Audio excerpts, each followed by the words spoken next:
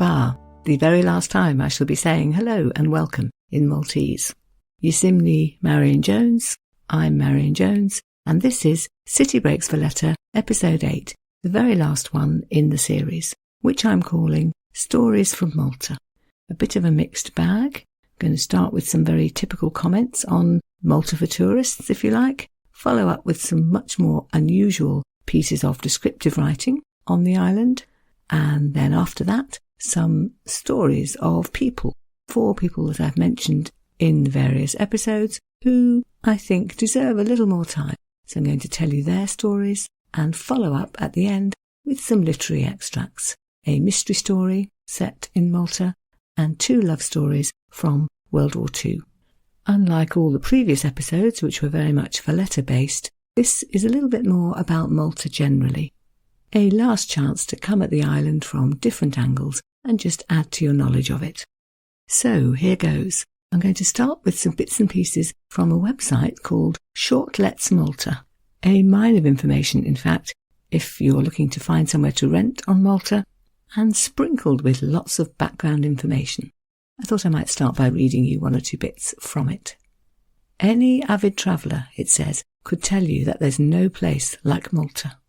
And the writer says that she's just been away, and here are some of the things she missed. From the sinfully delicious smells of pastizzi wafting down every main street, to the friendly loud "Orayit, kif ana," translation, how are you, booming out of the shop owners' mouths when visiting any establishment.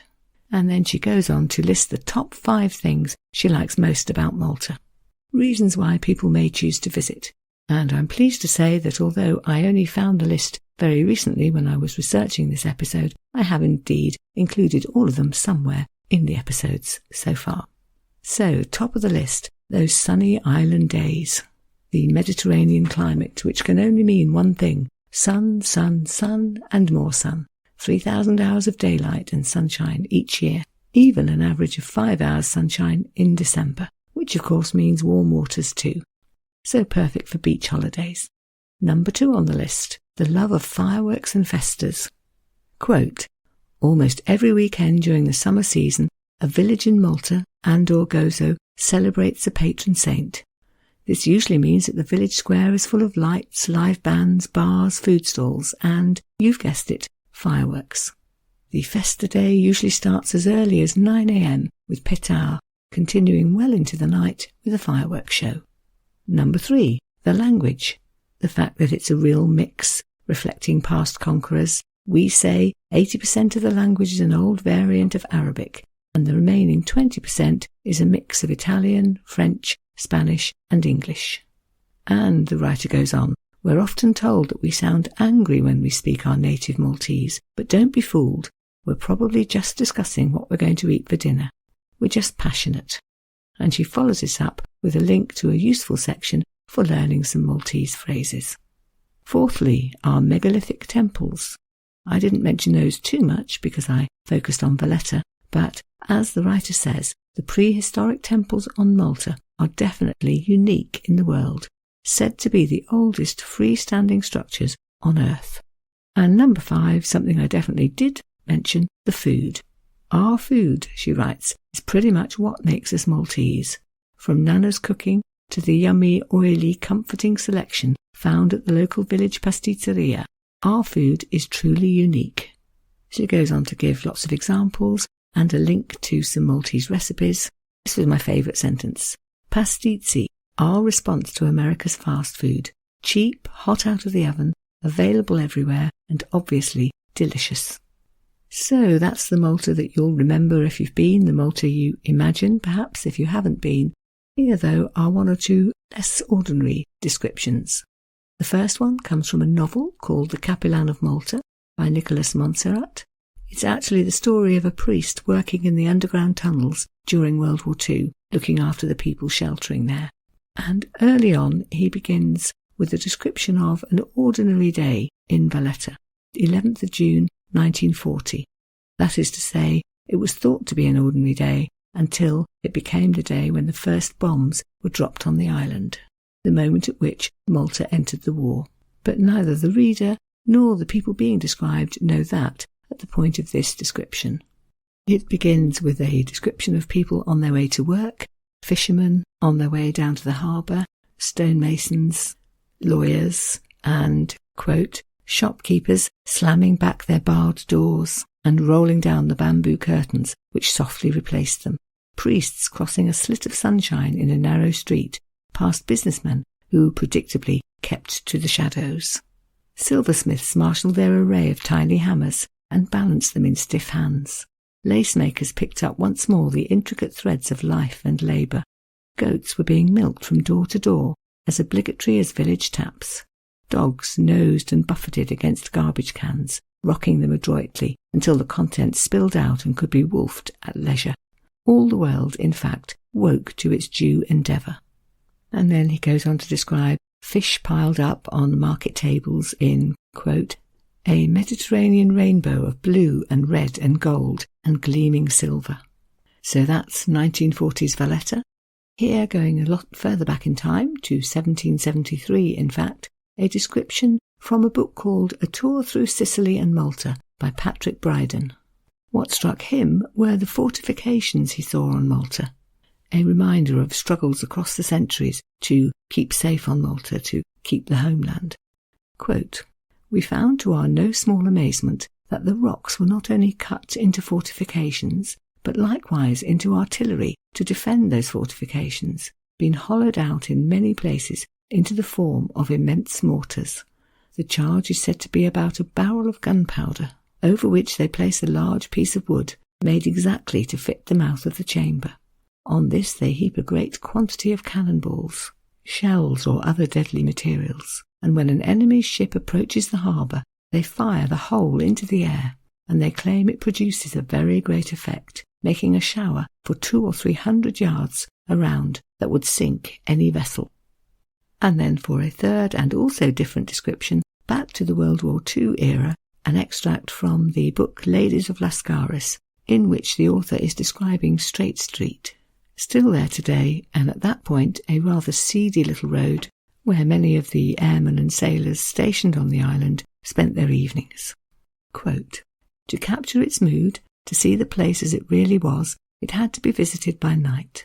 During the hours of daylight, it put up its shutters and slept off the hangover in an atmosphere of peace and sobriety, a drab, dusty and sunless alley where, curiously enough, Dirty Dick's bar had the cleanest look of the lot.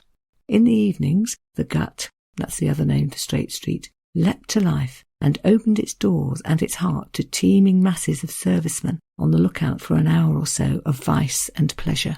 Noise was the overriding feature of this alleyway, and the later in the evening, the louder the racket, as the wine went in and the worst came out. Raucous singing, yells, foul language, brawls aplenty, and above it all, the din of scores of jazz bands beating and sawing out their melodies on the rostrums of pocket-sized dance halls. At almost every door sat small groups of heavily made-up women, some young and pretty, others distinctly passé, but all adorned with gold earrings and bangles, and all cajoling the passers-by to sample the delights of their particular establishment. Moving on then to the story of various people connected to the island, I'm going to start with St. Paul, who arrived in Malta after a shipwreck in a storm. He was on his way to Rome to be tried by the Romans, when he found himself off the boat and swimming to shore. He found the island inhabited, and the description from the Acts of the Apostles in the Bible, chapter 28, reads like this. And later we learned that the island was called Malta, and the people who lived there showed us great kindness, and they made a fire and called us to warm ourselves. Paul spent about 3 months on Malta, living in a cave, now called St. Paul's Grotto. I mentioned that in the last episode. He preached, he converted many people. He it was who brought Christianity to Malta. And the story is told that while he was there, he was bitten by a snake. The locals all thought that was it, he would die, but he didn't, which they decided meant that he must be a very good man, or possibly even a god. Interesting to note as an aside that there are no snakes on Malta, these days at least. Perhaps there were then, I don't know. And linked to the story of St. Paul is the story of Publius. You may well come across his name in various churches and be wondering who he was. Well, he happened to live near the place where Paul was shipwrecked, and he was the first person to make him welcome. It's said that Paul spent the first 3 nights on the island at the villa belonging to Publius, where he cured Publius's father of a fever. Publius became a Christian, and eventually Paul was so impressed with him that he ordained him and made him the very first bishop of Malta. Today's cathedral in Medina is said to be built pretty much on the site where the villa belonging to Publius stood, and for that reason when you go inside you will find a little statue of St. Paul and various other artworks relating to him. A painting of the conversion of St. Paul on the road to Damascus, for example. Another one of the shipwreck, and a painting by Mattia Preti of St. Paul on a white horse, fighting off barbarians. Another name you will surely hear is Caravaggio, known first and foremost for his art, known almost as much for the turbulent life he led, and one of the most turbulent chapters of all was the part which he spent on Malta. He was on the run when he arrived from an incident in Rome in 1606. He'd been working there. He got into yet another dispute, which turned into a duel, duels being illegal in those days. His opponent, one Ranuccio Tomasoni, was killed, and so that was murder really, at which point the Roman authorities issued a bando capitale on his head, and he had to flee, first to Naples and then to Malta, where he arrived in 1607, and was, in rather unlikely fashion, accepted by the Knights of St. John. In fact, eventually he was appointed to join them. When he first joined the order, he painted St. Jerome writing, one of the 2 paintings you can still see today in St. John's Cathedral, and then followed his second, much larger painting, The Beheading of St. John, which was really his payment for his acceptance into the order. I found this description of him, which comes from one of the many court cases in which he was a defendant. Quote, "This painter is a stocky young man, with a thin black beard, thick eyebrows and black eyes, who goes all dressed in black, in a rather disorderly fashion, wearing black hose that is a little bit threadbare, and who has a thick head of hair long over his forehead." He does rather sound like a rogue from Central Casting, does he not? Things on Malta came to a head the day before the large painting was due to be unveiled. A feast was held, at which Caravaggio, I'm afraid, assaulted someone else, a senior knight this time, and was promptly thrown into prison in Fort St. Angelo. Being Caravaggio, he escaped down a 200-foot cliff into a boat and sailed off to Sicily. He disappeared, but they defrocked him anyway, and the decision was expressed in the official document as follows: "He must be expelled and thrust forth like a rotten and diseased limb from our order and society." So then he had more than one set of people to run away from, although he decided eventually to make his way back to Rome and try and negotiate a pardon. En route, he was attacked. It's alleged possibly by men from Malta, and this time he died from his injuries. He was only 38. And the last person whose story I want to tell is Daphne Caruana Galizia, born in 1964, murdered in 2017. She was a lawyer and a journalist whose specialism was rooting out stories of corruption on Malta, particularly to do with the Maltese government. So she was on the case of things like money laundering, organised crime. She met lots of opposition, as you can imagine, libel suits against her, but she kept publishing her blog, running commentary, and writing for the various Maltese newspapers, revealing controversial information on a number of politicians. And then suddenly, on the 16th of October 2017, she was on a fairly routine journey from her home to work, unaware that a bomb had been planted under her car, which exploded en route and killed her. Absolute condemnation on Malta, of course, but actually internationally too. You might even remember the story. And the campaign, called Justice for Daphne, is ongoing, because the full story has not yet come out. People have been charged with her murder, but the question of who was it who ordered this to happen has never yet been resolved. You may have seen a little memorial to her outside St. John's Church, where there are photographs and candles and some of her quotations. And if you want to know a lot more about her, her story has been told in a book called Death in Malta, written by her son, Paul Caruana Galizia. Here's what a review of it said. It is, quote, "an unforgettable profile of courage, that of a journalist who risked her life to hold power and corruption to account, and that of her family, whose fight for justice exemplifies the intensity and ingenuity we must bring to the defence of democracy wherever the tide rises against it. Her son tells lots of stories about the work that she was doing, for example the episode when she discovered that the Maltese government was making huge amounts of money by sending Maltese passports to, as he put it, post-Soviet oligarchs, Chinese billionaires, sheikhs, a Vietnamese MP, people who had never heard of Malta. You may be wondering why they wanted Maltese passports. Well, because it brought them access to the whole of the EU. Daphne pointed out that while the government was doing this, behaving so corruptly, at the same time they were deporting asylum seekers, and, as she put it, quote, "The poor get ramshackle boats packed in like sardines and drown or spend 18 months in a detention camp trying to apply for asylum. The rich just swan in and buy their Maltese passport." She called it an exercise in shameful hypocrisy. In 2024, when I'm recording this, the case against the then Prime Minister, one Joseph Muscat, for corruption and money laundering is still rumbling on. The memorial to Daphne still sits outside St John's Cathedral, and alongside the photographs, the candles, the flowers, are cards with quotations of things that she said or wrote. This one, for example: "Corruption is so easy in Malta because the corrupt and the corrupted can behave with impunity, and corruption is tolerated at all levels." Or this one, which sums up, I think, everything that she felt she was fighting for: "Freedom of expression is precious, and opposition to government oppression is essential." And to end the episode, 3 works from fiction books.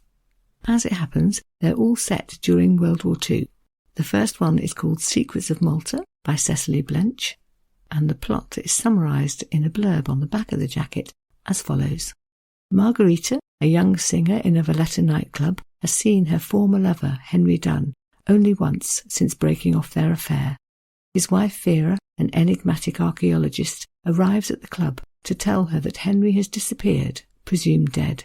While investigating, Margherita stumbles upon the hunt for a notorious and dangerous spy, Nero.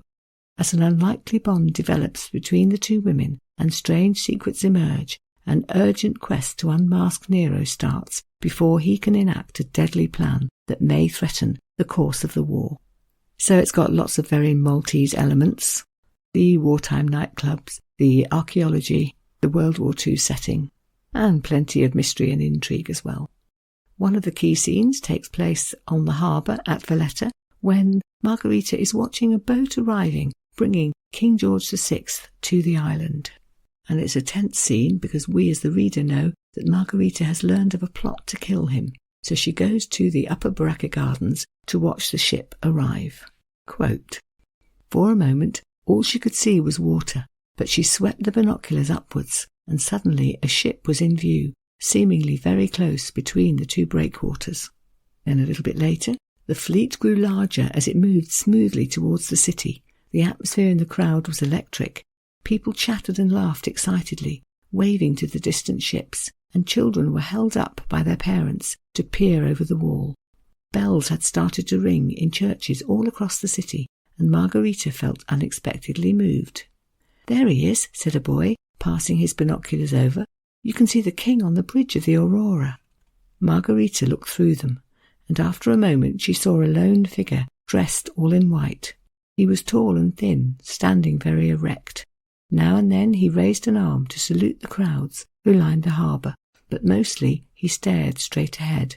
The royal standard blew out behind him in the stiff breeze, its rich colours contrasting with his pale uniform. The king looked very vulnerable out there alone. She wondered if he knew there was a threat to his life.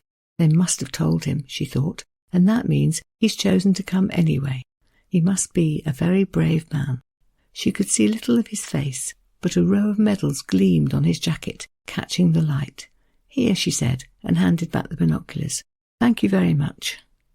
You will know from history, no doubt, that nothing happened to King George on that day, but you will have to read Secrets of Malta to find out how the scene plays out in the novel. Now another extract from the Kappillan of Malta, about a wartime love affair. So most of the story is about the Kappillan, or priest, and the work he's doing, ministering to his flocks, mainly in the underground shelters across the city. But there's a subplot about his niece, Maria, who falls in love with a young airman who's stationed on the island. At the moment, he's away on duty, and she's hoping, of course, that he's going to come back safely. Quote, "Another long separation of nearly 4 months star-crossed their lives again, dividing them fatally. Though he had written, 'There's no one like you in the world,' she was sure that he was with horrid, easy girls all the time. She was also sure that he would be killed. She knew this could happen at any moment because of a story he told her. Before she could explain that she'd changed her mind, though what she had changed her mind about was almost impossible to say or to write. Then, fantastically, he had rung up last night. He telephoned from the RAF base at Halfar, and though he talked guardedly, the news was overwhelming enough. He was ashore in Malta, land-based. He was flying different aircraft. He ought to be free next morning, unless there's a flap. Could they meet at that point on the bastions where they had last seen each other? What other answer could there be but yes, though 100 problems stood in the way? She spent a sleepless night in delirious joy, ecstatically glad to know that he was here, planning exactly what she would say and do this time, thanking God and the compassionate Virgin that Michael was not in an aircraft carrier anymore. There was a special reason for this. At the beginning of the awful Argus meeting, he had told her, because it was so long afterwards and the secret was known, a terrible story about the Argus herself. It was the story of how some of its planes, flown off for Malta, had, in a slang phrase which marked a desolate fate, run out of air. And the second love story is a real one. It comes from the book Lady of Lascaris, the true story of Christina Ratcliffe, who was a cabaret dancer who left Britain and went to Malta, arriving, as it happened, just before the outbreak of World War II. She became a plotter working for the RAF in the underground headquarters of Lascaris, and she fell in love with a photo reconnaissance pilot, Warby, Adrian Warburton. And this scene is when she's on duty, she's listening to what's happening to the aircraft, very aware that Warby is out there somewhere in his plane. Quote, "She took the call on her headphones from the filter room and then pushed a new plot onto the table, a single aircraft. It was a friendly, heading south into H for Harry. She sensed it was him. She just knew it. Soon the aircraft called up on the radio, Stallion 27. That confirmed it. It was Warby. The controller answered in his normal, calm manner. But there was another plot, only a few miles behind, and it was a hostile. They were fighters. She hoped beyond hope that they were Itais. In his blue Beaufighter, he could outrun the best old Benito had, provided his faithful steed wasn't damaged. But his aircraft was often damaged. And they weren't Itais, were they? They were Germans, almost certainly Me-109s, and they were getting closer, ever closer. She felt the blood drain from her face, but she had to stay calm, be professional, regardless. Others counted on her and looked up to her. It was only a few minutes flying time from the Sicilian coast to safety, but it seemed to take forever. There was little they could do or say. He was descending, trying to gain more speed. He must have known he was being chased. Then the controller spoke once more. "Look out, Stallion 27, 2109's on your tail." Warby didn't acknowledge. He would have his hands full, wringing every knot out of his aircraft, twisting his head to check if either of his assailants was within range for that killing shot. As he closed the island, Christina continued to plot his course, trying not to think too much, just getting on with her job. He was now in N for nuts. She also plotted the course of the two Messerschmitts. They were dangerously close. Then all went silent in the ops room, a deadly hush as all eyes were focused on the table. It was as if they were up there with him. The plots merged. Then Christina heard the words from the filter room she hoped never to hear in her headphones. Plot on Stallion 27 faded. Her heart thumped, but she was determined not to show the tension she felt inside. Plot on Stallion 27 faded, she repeated. The senior controller's face was grim, fearing the worst. Christina was having the utmost difficulty carrying on, but she had to. Personal feelings didn't count in this game. There were no further plots on Stallion 27, only on the ME-109s. She knew what that meant. Her Warby had been bumped. It was the end. 5 minutes later, a message came from Luca. Stallion 27 landed safely. Christina allowed herself to breathe again. He'd flown in so low, the radar stations were unable to detect his aircraft. That was all he could do to stop the pursuing 109s from getting into a killing position. I bet he'll laugh about the worry he caused, Christina thought. And he did. Didn't they know about Warby's luck? He said.